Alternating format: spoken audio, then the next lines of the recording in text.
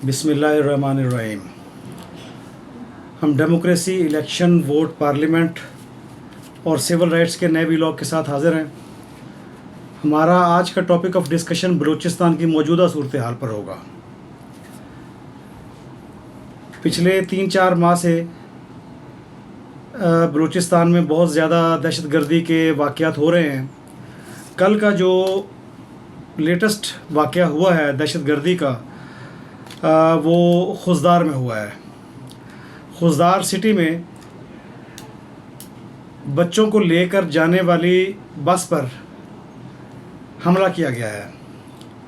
ये planted bomb blast था या ख़ुदकश था, इसके बारे में अभी तक कोई इतला नहीं मिल रही, लेकिन बहरहाल ये चीज़ कंफर्म है कि ये दहशतगर्दी का एक वाक़या था। आपने देखा कि पिछले कुछ अरसे में बलूचिस्तान में मुख्तलिफ़ तरीके से दहशतगर्दी हो रही है। दहशतगर्दी के वाक़यात हो रहे हैं, लेकिन दहशतगर्द मुख्तलिफ़ चीज़ों को मुख्तलिफ़ तरीक़ों से अटैक कर रहे हैं। मसलन जाफ़र एक्सप्रेस का आपने वाक़या देखा। जाफ़र एक्सप्रेस में तकरीबन कोई 40-50 लोगों ने मिलकर या इससे ज़्यादा लोगों ने मिलकर जाफ़र एक्सप्रेस को हाईजैक किया। आपने देखा कि बलूचिस्तान में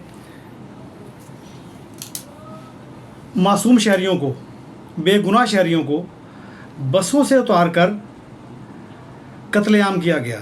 और ये कोई 1-2 दफ़ा के वाक़यात नहीं हैं, ये कम से कम 8-10 वाक़यात इसी साल हो चुके हैं। फिर आपने ये भी देखा कि चेक पोस्टों पर, जो फोर्सेस की चेक पोस्टें हैं, उन पर हमला किया गया। और ये तमाम हमले बलूचिस्तान के जो बलोच आबादी वाले इलाके हैं वहाँ पर किए जा रहे हैं।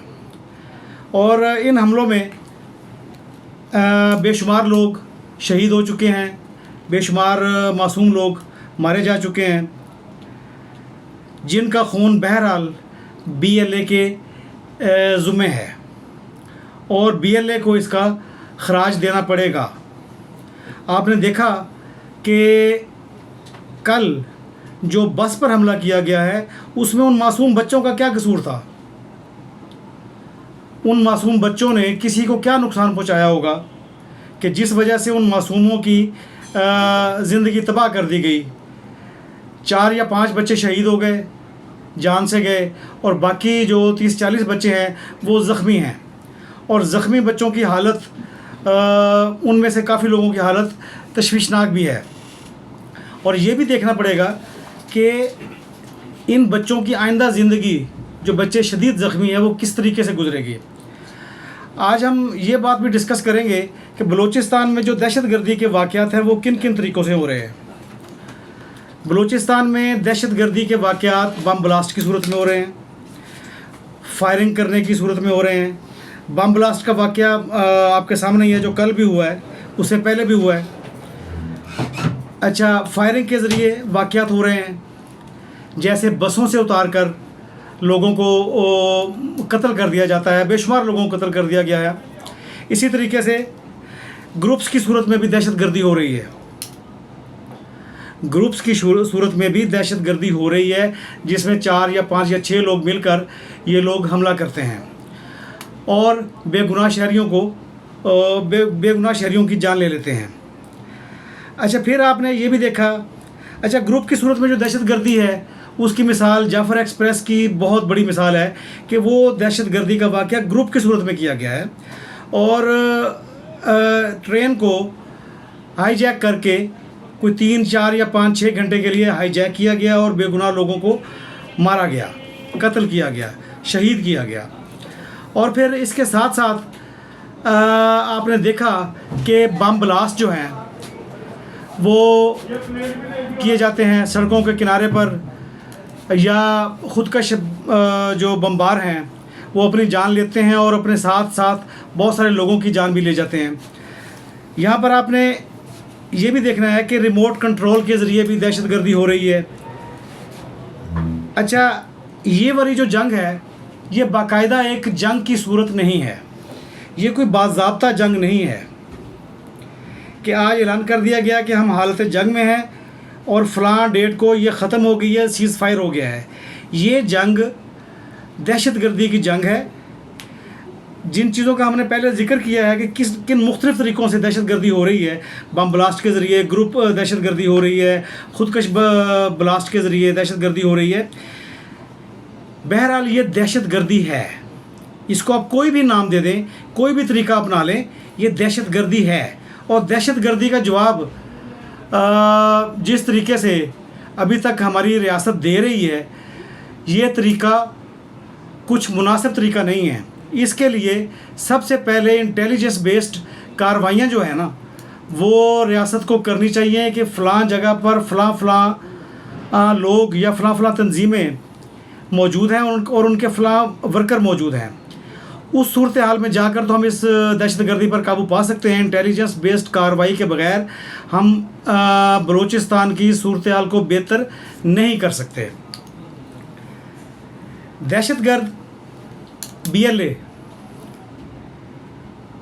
दहशतगर्दी का वो हर हरबा इस्तेमाल कर रही है, चाहे वो ग्रुप दहशतगर्दी हो, चाहे बम ब्लास्ट हो, चाहे प्लांटेड बम ब्लास्ट हो, चाहे ख़ुदकश बम ब्लास्ट हो, चाहे इनफरादी तौर पर 2-4 लोग मिलकर फायरिंग करें, या किसी भी तरीके से BLA दहशतगर्दी का हर हरबा इस्तेमाल कर रही है, हर तरीका इस्तेमाल कर रही है। और रियासत को भी इन तरीक़ों को काउंटर करने के लिए इंटेलिजेंस बेस्ड कार्रवाई करनी पड़ेगी। अगर हम ये देखें, अगर हम BLA और इंडियन आर्मी का फ़र्क, अच्छा यहाँ पर हम एक बात क्लियर करना चाहते हैं कि बलूचिस्तान में दहशतगर्दी के वाक़यात को सिर्फ़ और सिर्फ उसकी ज़िम्मेदारी इंडिया पर डालकर हम इस अपनी नाकामी से बरी-ओ-ज़ुम्मान नहीं हो सकते। जब तक हम कामयाबी के साथ इस दहशतगर्दी पर काबू नहीं पाते, तो सिर्फ़ और सिर्फ इंडिया पर इल्ज़ाम लगा कर के इंडिया फंड कर रहा है BLA को, या BLA इंडियन गवर्नमेंट का या इंडियन रियासत का या इंडियन फ़ौज का प्रॉक्सी है और ये लोग दहशतगर्दियों मुलव्वस हैं, यहाँ पर हम लोग बरी-ओ-ज़ुम्मान नहीं हो सकते, रियासत बरी-ओ-ज़ुम्मान नहीं हो सकती। रियासत ने जिस तरीके से इंडिया को जवाब दिया है, इंडिया ने हमारे मासूम शहरियों को फायरिंग करके, मिसाइल के ज़रिए फायर करके कत्ल किया और रियासत ने उसका बेहतरीन जवाब दिया।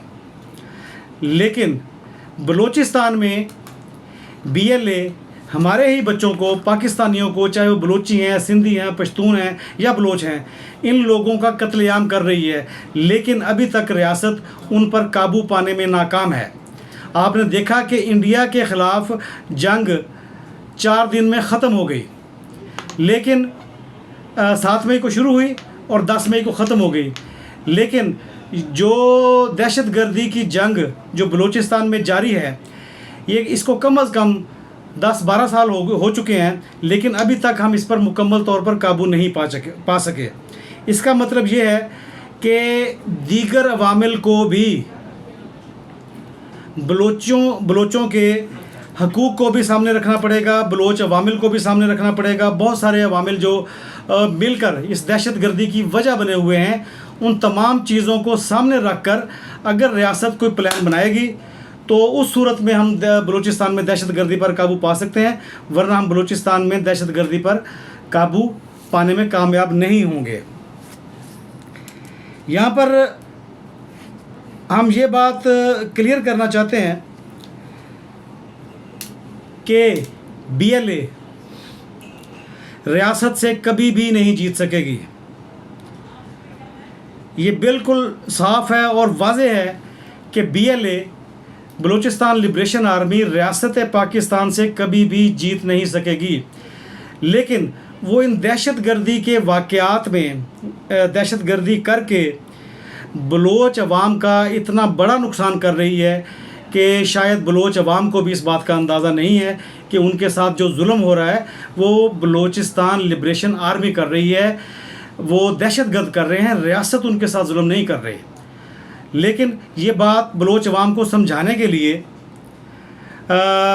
हमारे पास सियासी लीडरशिप का फुकदान नज़र आता है। ये बात सियासी लीडरशिप ही, पॉलिटिकल लीडरशिप ही बलोच अवाम को समझा सकती है कि बलोच अवाम का नुकसान रियासत नहीं कर रही, बलोच अवाम का नुकसान BLA के दहशतगर्द और उससे जो दीगर तंजीमें मुंसलिक हैं वो लोग कर रहे हैं। और यहाँ पर एक बात और हमें जो हम हमेशा करते हैं बलूचिस्तान के हवाले से, कि बलूचिस्तान के अवाम को जो उनके आइनी हकूक़ हैं, बलूचिस्तान के अवाम के आइनी हकूक़ उनको मिलने चाहिए और सारा पाकिस्तान इस बात पर मुत्तफ़िक है।